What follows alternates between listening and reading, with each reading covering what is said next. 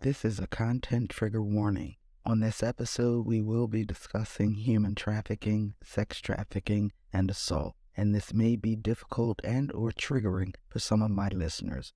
Please use discretion when deciding to listen to the show and take care of your mental and emotional well-being. Reach out for help if you need it. Thank you.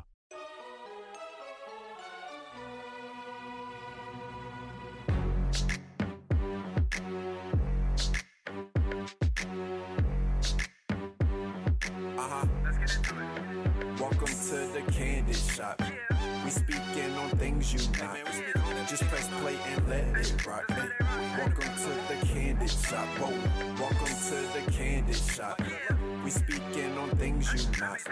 Just press play and let it rock. Welcome to the Candid Shop. Feel like we going through mad things. Gotta keep it real when they choose not. We gon' talk about it when the news drop. Welcome to the show where you know we don't fake this. Keep your opinion to yourself if it don't make sense. Hey, Podcast Nation, it's your girl, Candidly Kristen, and this is the Candid Shop, your number one destination for candid conversations.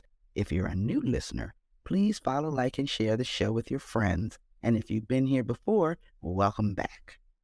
Today, I am having a much needed and important discussion on human trafficking, and joining me are visual artist and filmmaker Malinda Baum and author, speaker, and host of Love and Be Loved podcast, Lena, Cebula, and I hope I pronounced that right. So welcome, ladies, to the Candid Shop.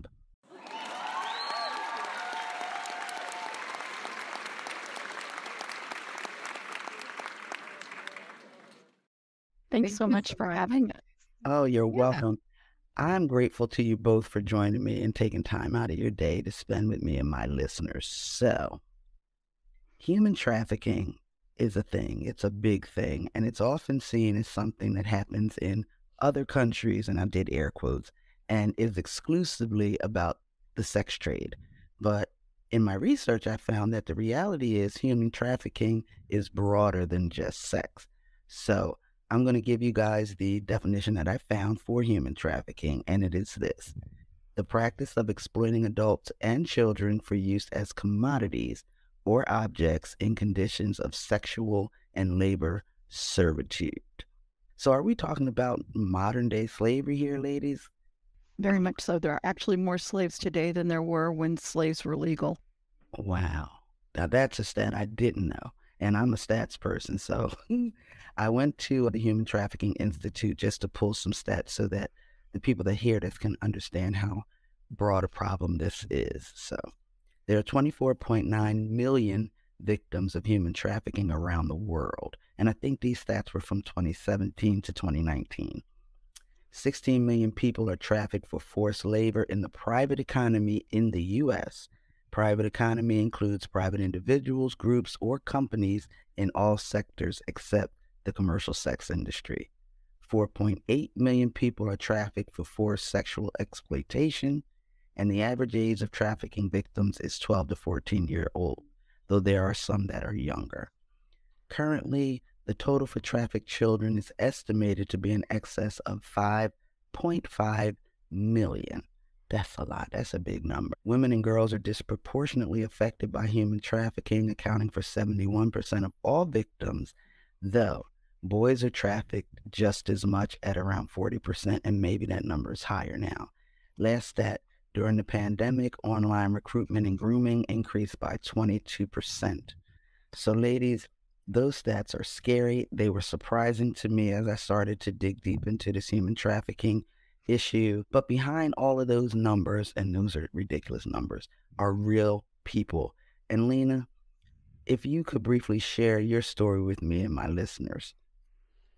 Yeah, absolutely. Oh, yeah, the numbers are horrific, and these topics are very hard to handle, but I would like to share my story, to show the world that there's hope, and I would never have imagined that after 20 years of silence, this is what I would be doing, standing on stage in front of hundreds of people, and my story will be broadcasted all over social media. Because in the past, I was afraid of judgment and rejection. Mm-hmm. And I thought my story was of guilt, shame, and condemnation. So, but now I know that this is the story of salvation, and I hope you guys see hope. So I was born and raised in Ukraine, and my parents struggled in their marriage. They became an alcoholics and lost well-paid jobs. At my home, government turned off the electricity and hot water for outstanding bills. We were hungry all the time. We were literally starving. So my home was infested with black mold, cockroaches, and mice, and we really struggled in poverty trying to survive. I was raised in a home full of strangers who brought booze and drugs, with parents who did nothing to protect me. So I became an easy target for those guys. Okay. I was drugged and raped in the basement of my apartment numerous times. So when I thought things couldn't get any worse, 1 month before my 15th birthday, I woke up with severe abdominal pain, scared and confused, only to realize I was in labor. I didn't know I was pregnant. I didn't know who her father was. And my little baby girl died, 3 months later from health complications. And I buried her when I was 15 years old. I suffered with depression and anxiety and panic attacks. I started using alcohol and drugs to medicate my pain. Later on, I turned to heroin because it was better to be high than feeling worthless, hopeless, abandoned, and broken. So as the years went by, I saw people dying around me or who went to jail. And desperate and in despair, I needed to change. Oh my goodness, guys, I met this lady. She brought me to her house and offered me fancy coffee and sweets. I was so impressed. She told me that she would be able to find me a job. Not specific, just a job. Without much, I accepted, eager to escape.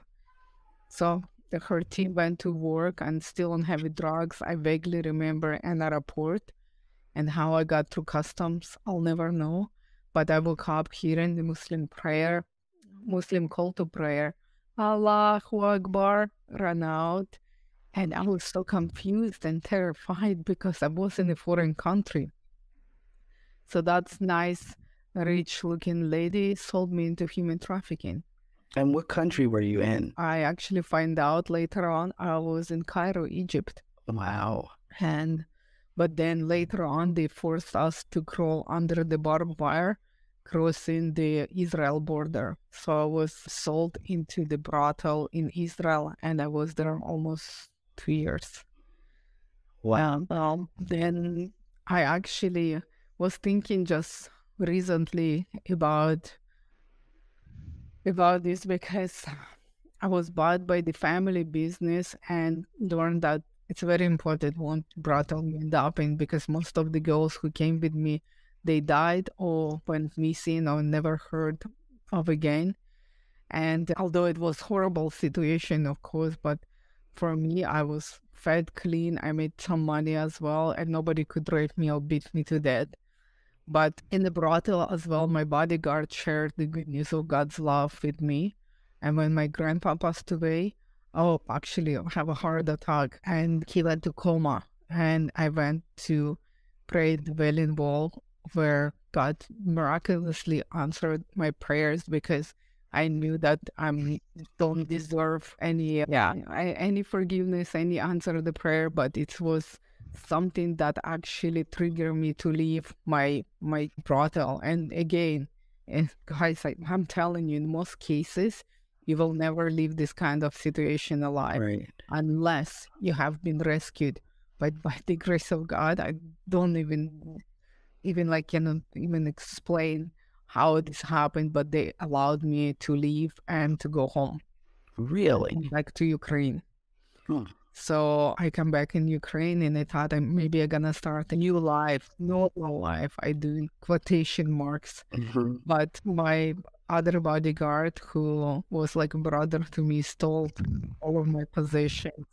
And my trustworthy aunt stole all the money that I was saving. So I ended up being so betrayed and had huge anxiety and panic attacks. So I just went and got one bracelet on me. I sold that bracelet and I was on heroin again for next few years. But then I became right hand of number one drug dealer in my city because I needed to pay for drugs. And after using probably like those of 5 people, I have this feeling in my like soul. It just was coming from within me, that understanding that I'm gonna be dead because I can be murdered because of what I was doing or did of overdose. Right. And I decided to quit. It scares me so much because I felt that again now, because my faith in God, I do believe that, well, I felt God saying to me, "You made for more." So I actually quit heroin second time. I almost died from withdrawals, but I was thinking just to get again normal job and Right. try. And it was like it was terrible situation back home in those times. So, Lena, how old were you at this point when you came back to the Ukraine after being in? I was around 20. Excuse me, around 20 years old. Okay. So I later on, I didn't know what to do. Second time, I actually sold myself willingly, and why wouldn't I? That's all I knew. And I thought that my body was a commodity and it didn't have no worth, like no value to me, and then they brought me to Canada. But in Canada, and I end up have like paper trail. They start a process for me to stay here. So I actually went to school as well, ESL classes, and start learning English from level 0. Okay. And what's interesting that the people who were there said, for the first time I heard that I was over 20 years old, that somebody said, "Do you know you have rights?" I didn't know I had rights. Wow. I never even thought about this. So they told me about police and how in this country that you have rights. So I made the move. I ran away and escaped trafficking, and I live in shelter for a few months. And then with the help of one of my friend, I got my first room in the house, and then I got into cosmetology government credit school. So I actually finished in the year, and my English and my cosmetology course. And I started working as a hairstylist for 12 years. I was a hairstylist.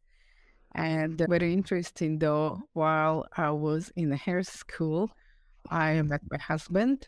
And that time I wasn't looking for anything or any relationships. I just was trying to figure out where I fit in this society during the day because everything was so different.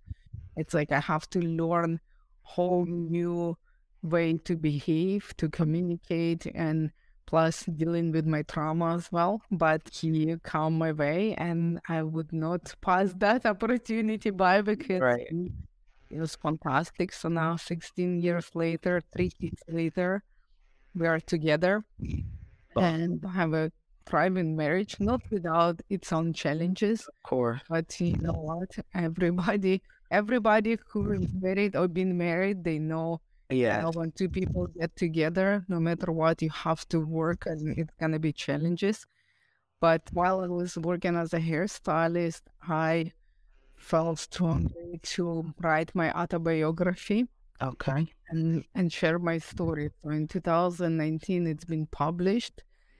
And I thought it's for someone to read my story and faith in overcoming adversity and survivor and just for encouragement to give hope.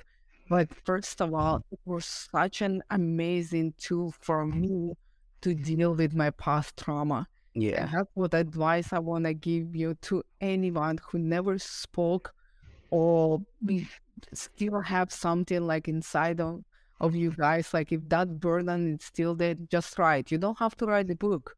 Right. Just write the letter, put it on the paper.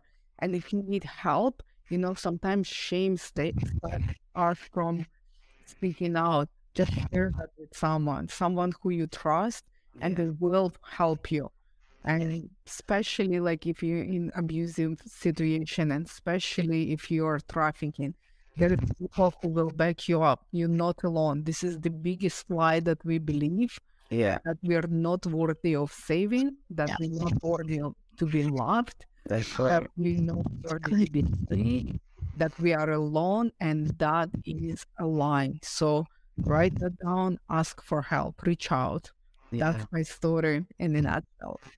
Well, Lena, thank you. Number one, I'm so glad that you are still here with us and making the impact that you are after what I can only say is a horrific childhood and young adulthood. So I'm really glad you're still here to be sharing your story. And Malinda, while Lena's story sounds typical of what most people think is human trafficking, you know, a young girl, a brothel, that kind of thing. You know, because that it affects boys as well. And if you could talk a little bit about your movie, your upcoming film, Boys 2, and the why of that story. Like most people, up until a year ago, I was under the false assumption that only girls were trafficked. A year ago, I met a man named Bob Williams, who runs one of the 3 safe houses in the United States dedicated to boys who have been trafficked. That's when I realized and learned how widespread it is for boys. The numbers climbed. They have been climbing because we have put so much focus on girls being trafficked Yes. that traffickers find it easier to traffic boys. Now, Malinda, when for purposes of your movie and the conversation, trafficking, you're talking about labor or sex trafficking for boys, or both? Both. Okay.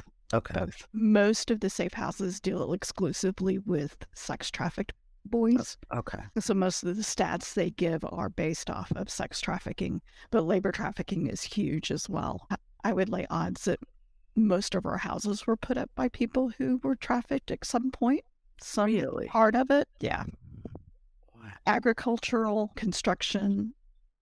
You stay in a hotel. Mhm. Your maid is possibly being trafficked. Your nail salon tech may be trafficked. So a lot of places that you don't think of have trafficking because labor is such an expensive part of business. Yeah. If they can get a body for half the price. And this is illegal, right? To do Yes. this. Okay. Yes. Because it seems so widespread that that it's almost they're moving is with no regard for consequences. Right. They get the individuals and they take their papers from them. So these guys, they have no recourse. They can't leave because they have no papers. Right. They're being threatened and they're being held and not paid. Often they live in the same places they work. Okay. Yeah. Wow. So, ladies, talk to me about recruitment and grooming for either type of trafficking. What does it look like in real life? Because, you know, in your head and the people that are listening, they see a movie and it's like, you know, but I'd like a real representation. You know, somebody listening might have a kid who's being trafficked and they don't know it. They just think it's somebody being nice to them, or so either one of you can take that, or both. Yeah, that's often the case. Most, at least in the U.S., a lot of the people who are trafficked by somebody that they have allowed and gained trust with. Okay. So the grooming process, I know for the boys, the grooming process is usually through sports, online games, just hanging out on the street corner. That makes sense. And that kind of stuff. How about the video games and the chats in those games? Is that Very often. Very often. okay? That's one of the biggest spots is, yeah, I looked up stats yesterday. For 2021, the top 3 recruitment locations were online dating sites, the street, and Facebook. Wow. With Really? online gaming coming in 4th. Okay. Okay. And Lena, the grooming for a girl for sex trafficking specifically, what would that look like? What could a 13 or 14 or 15-year-old right now be on the lookout for? Well, first of all, I want to say that human trafficking can happen to anyone because some people are more vulnerable than others. Significant risk factors would include dysfunctional families, substance abuse, and mental health concerns. Some people have been held against their will, but some are afraid for their safety, and most being manipulated and controlled with fear, isolation, guilt, and shame. Okay. We always think it's just like physical force, but there's so much more involved. And I do believe that were the biggest misconceptions, especially after movies like Taken, violence, kidnapping. Yeah. We actually have this misconception that the traffickers don't know the victims, but we're talking about the grooming. And this is mind-blowing because most of the time involved are family and friends. Yep. And that is terrible. And the most pervasive myth about human trafficking is that's what I want to say exactly about the women and girls being trafficked, but the men and boys affected as well. And sometimes when you read about 13, 14 age, the teenagers, but actually it's so much more scary than that. Can be because younger. the beast devour everyone. It doesn't have an age group. It can be as young as 4 years old and as old as 60 years old. And all in between it does not discriminate against the color, the race, the gender. Like it's that scary. I have like goosebumps all over my body because it's actually like really scary. What I would suggest to like literally look for red flags, because major problem these days that it can be very hard to spot. Like if we would see kidnapping and violence, we would have that intuition and red flag. We would take the action right away because you cannot not be involved. Right. You see somebody being Snatched on the street. Yeah. exactly, or something happening, you're still gonna call 911. You're still gonna get some action going. But this time, like honestly, the person who trafficked, as well as those around them, may not even know that this is happening.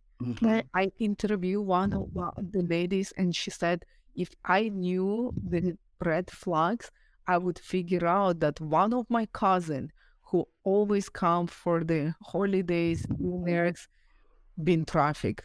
Wow. She been sitting at the table, been in the house, being trafficked by her own family. Wow. And she said, I would see the signs and I would look for behavioral changes.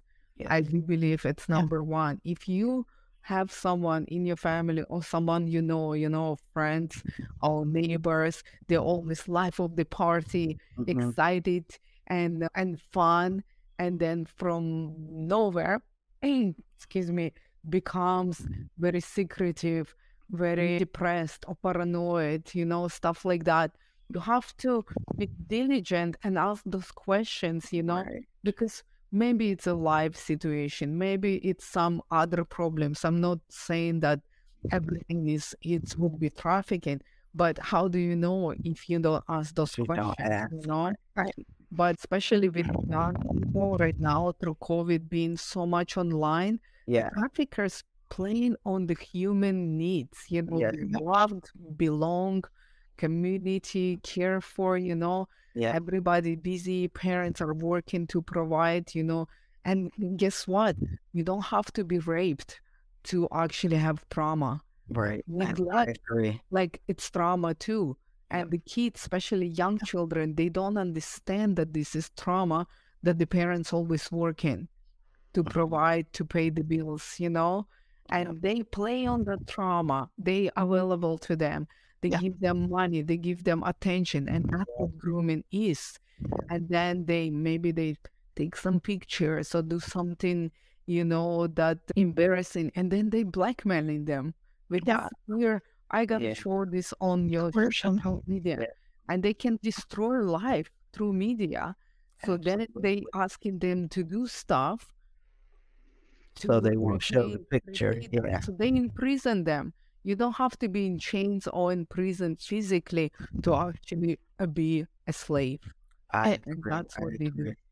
And they'll threaten their family too. It's like, okay, if you don't do what we say, we'll hurt your family. Right. So, ladies, I know this is happening in all 50 states across the U.S. and abroad, but are there states that have a disproportionately higher rate of trafficking, Malinda? Texas, California, Florida, New York are probably the 4 top in the U.S.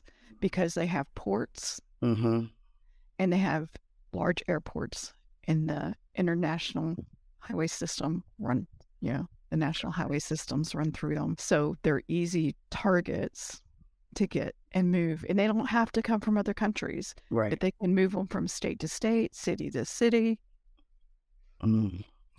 So Lena, you talked a little bit about signs that someone like me could be on the lookout for, that someone they love may be in a trafficking situation, either forced labor or sex trafficking. Malinda, what do you think are some other signs that the everyday person can look for? One of the things that one of the boys pointed out that I've spoken to was, ask the child, if you think they're just a bad kid, they're hanging out on the corner on the weekends, and you think they're just the bad kid, right? Ask them what's going on. Most of the time, it may take more than one ask for them to feel comfortable enough to tell you. Right. But talking to them, because it can happen to you, it could be the kid next door. Right. In your nice, cushy neighborhood even. Yeah. So talking to them, all the signs that Lena spoke of, the change in behavior, all of those things, especially if they look like they have started using drugs that they never did before, right? So those kind of behaviors, grades go down. You're getting calls from the school because a kid's skipping. Okay. There was a story of a kid here in my local area whose trafficker picked them up at school and dropped them off at school. Wow. So they could still be living what looks like to be a normal life to everyone else. But at night and on the weekends and in other times, it's a horrific, dark time for them.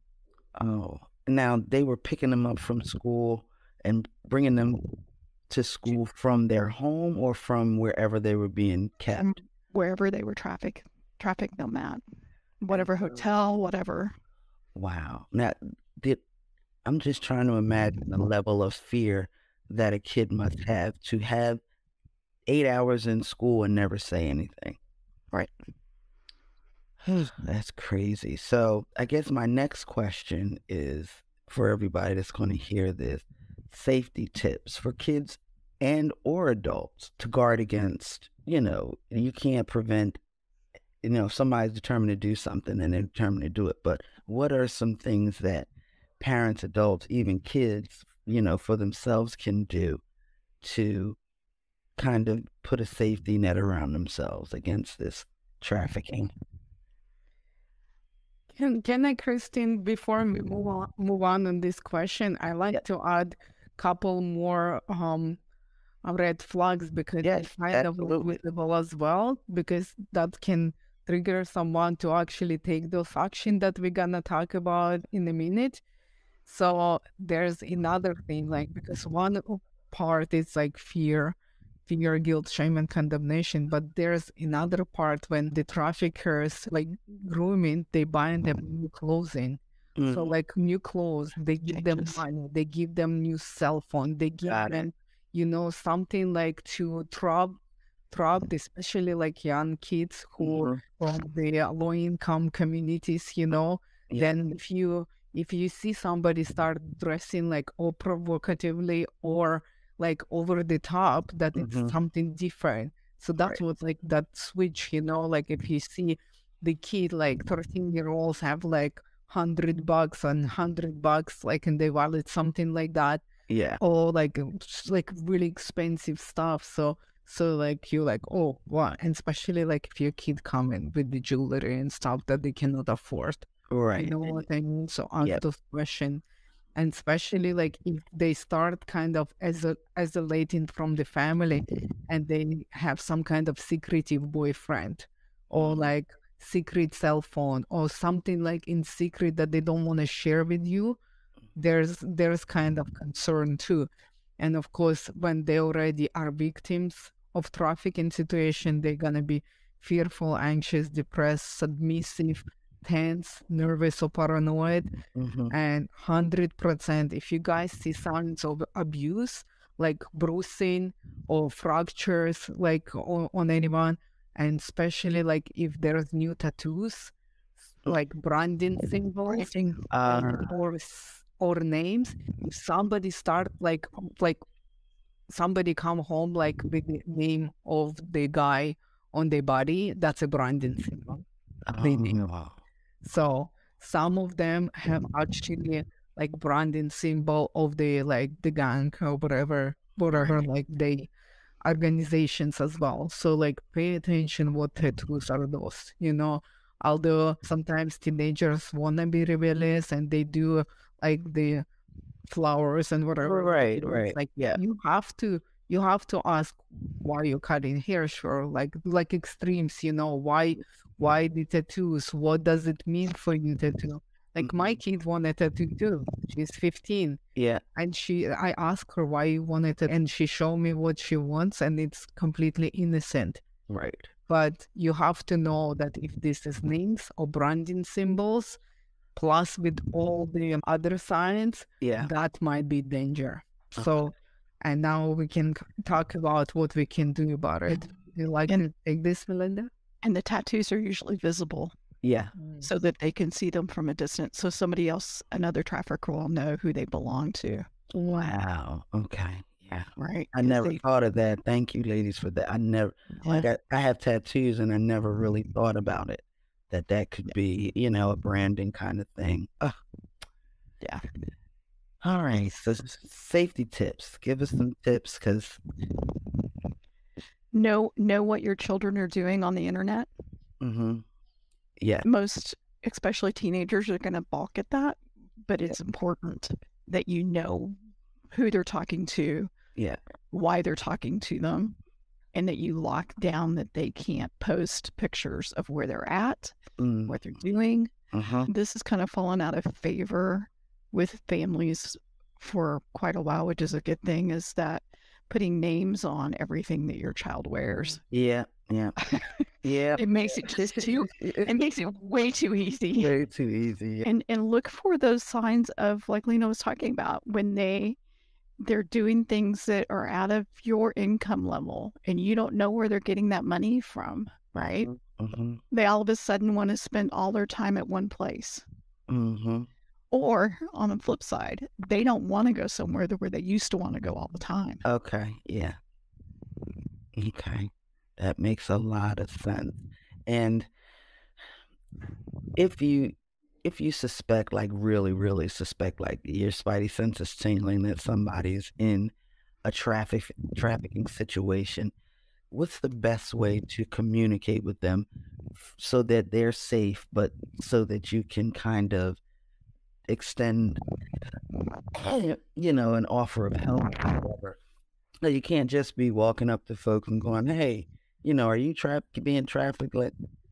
So how do you communicate with someone you think is in a trafficking situation or you know is in one? First you need to get them away from who you think is trafficking them, because they're not going to tell you with them nearby. Okay. You need to get them someplace safe. Okay. And then you need to get the cops involved.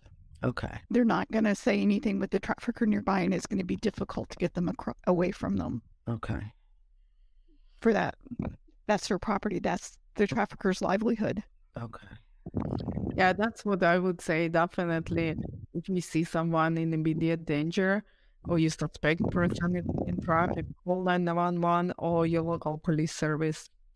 They will guide you and they will ask all the questions. Sometimes you don't even have to be involved like personally, but if you do want to get involved, Another thing I would recommend, connect.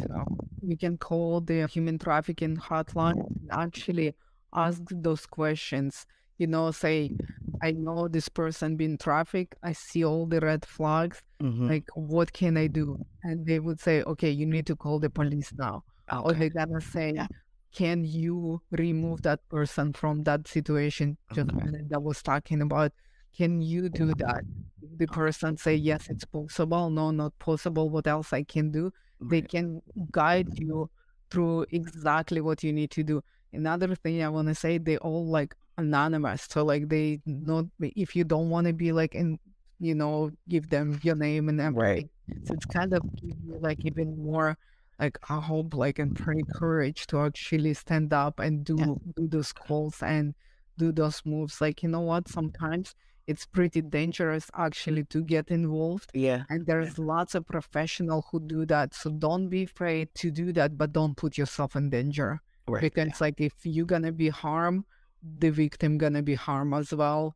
And it's not gonna get that result that you both gonna be safe. So get more information. There's amazing organization I can give you, Christine, for your show that actually fights against human trafficking. Go on their websites and read the science, what we can do about it, and how to protect the survivors, how to protect them from trauma, how actually recognize the victim, and what to do. And definitely there's so many things you can get involved into it. Even if you don't have anyone around you being victim, you still can participate in this cause, because like it's such a like, I don't know, like big, like huge problem. And you think like, oh my gosh, like what can I do to help? But you can help. You can be informed, you can volunteer, you can advocate, you can boycott the products like in companies permitting human trafficking. Listen, this gentleman in an interview, he said, you know what? He said, if there was no demand, then they don't need the supply. I was reading, I have several books here, and I was reading one yesterday, and one of the things that brought my attention was it's the only business where supply equals demand. Wow. That is crazy to me. So Lena, you actually answered my next question, and that's ways that myself and the people that'll hear this show can help fight trafficking and raise awareness. So I'll make sure all of that information is in the show notes. So right now, start with Malinda. If you could just give me, speaking directly to my listeners, your last thoughts on this topic, things you would want to say to someone sitting across from you about this immense problem of human trafficking. Trafficking happens in every neighborhood. Doesn't matter if it's a rich, poor, ghetto, country, white, black, blue, red, green, does not matter what neighborhood it is. Trafficking happens. It happens to all sexes, all genders. Some are a little more susceptible than others. LGBTQ tend to be a lot more susceptible. They also tend to get kicked out of their homes more frequently when they come out. So they end up on the street, and then they have survival sex. Just be aware and help. It takes a village to raise children. It takes a conscious village to raise healthy children. And that's what we need to work towards, is all being aware of what's going on and doing what we can to help stop it. Because 10 small things equal one big thing. So if everybody did their part in their circle of influence, then more people are aware. January is Human Trafficking Awareness Month, so why I wanted to do this episode now, so that in my small way I can help to raise awareness about this problem. And Lena, your last thoughts to my listeners? Yes, I do believe, like, regardless of your journey or someone that you guys remember this, you're never alone. And I want you to take that away. You are significant and your life is valuable. And I know that it's possible to be successful and thrive after trauma. there's so many people will come and support you. Just, speak out if you need help. You're not alone. Thank you. Thank you both for that. So now I would like each of you to share your project, events, books, films, and your contact info so that somebody that listens to this can reach out and connect with you, either of you. And Malinda, you can go first. I'm currently working on a documentary about the human trafficking of boys. It's titled #Boys2. Yeah. And you can find out more information on it, and I'll have resources and such on my website about trafficking at boys2themovie.com. And that's boys2 TOO. TOO, yes. Yeah. And you can email me either at info@boys2themovie.com or Malinda, but most people don't spell my name correctly, so info's probably better. The correct spelling will be in the show notes, guys. Okay? And Lena, what you got going? Yes, well, I published a book. It's called Miraculous: My Journey from Hell to Heaven. And you can get that book on Amazon.ca, Amazon.com, and you can check out my website as well. There's lots of tips and organizations that I'm supporting that you can look through. Lots of information there. Fantastic people who I'm meeting along my journey, and I'm asking them to be part of that amazing community that I'm building to support not only survivors. There's like lots of stuff that we have addiction and trauma, and we need help. So that's really cool website. It's brand new. I just finished, and it's Lena Cebula, LenaCebula. Or if you would like to purchase the book with my autograph, I can send you my copy with the autograph to my email, lenacebula@gmail.com. And proceeds, some of the portion gonna go to support survivors to fight for freedom, an organization that fights against human trafficking that I'm part of.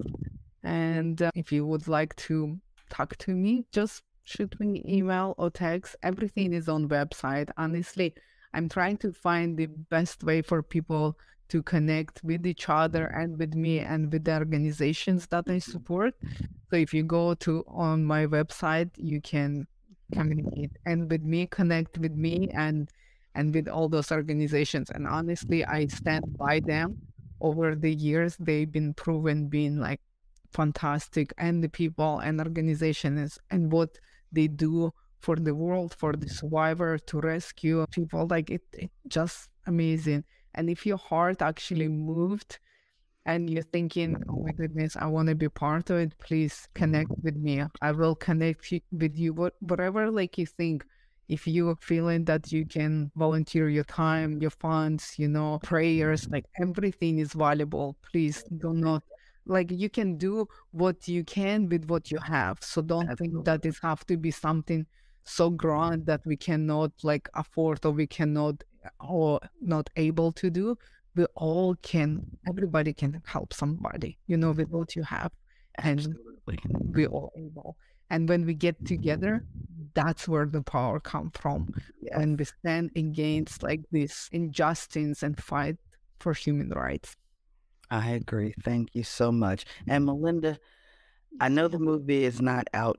Do we have an anticipation? Because my goal is that when it is ready for release, that I do a screening, because I have a Facebook group, and I would love to have a way for them to see it and to promote it within my little circle of influence.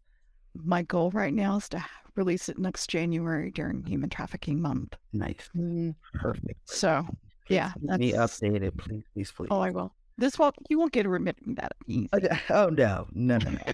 So listen, Linda, I really, really appreciate both of you, not only for sharing your time, but your stories, your information, your advice with me and my listeners. I can't tell you how important this is to talk about and to continue to talk about and fight against.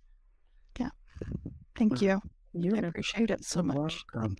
So, all right, guys, if you believe you or someone you know is or has been a victim of human trafficking, or you may have information about a potential trafficking situation, please, please, please contact the U.S. National Human Trafficking Hotline at 1-888-373-7888. Or, if you don't want to talk, you can text 233-733. This hotline is open 24 hours a day, 365 days a year, and it's in more than 200 languages. The calls are confidential and answered by highly trained anti-trafficking advocates. As always, all of the key takeaways that we talked about and my guests' book, film, contact info, resources will be in the show notes. And if you want to support in any way you can, donation, volunteering, you can go to www.humantraffickinghotline.org, and there's a wealth of information at that site. It will literally blow your mind when you read some of the stories and stats about this issue. So, oh, and don't forget to go visit my website at www.thecandidshop.com, Candid with a K. Listen to an episode or 4, drop me a review, sign up for the mailing list, like, follow, share, and please tell your friends about the show. Ladies, again, thank you so much for joining me for this important episode. And until next time, I want everybody out there to keep it safe, keep it healthy, and keep it candid.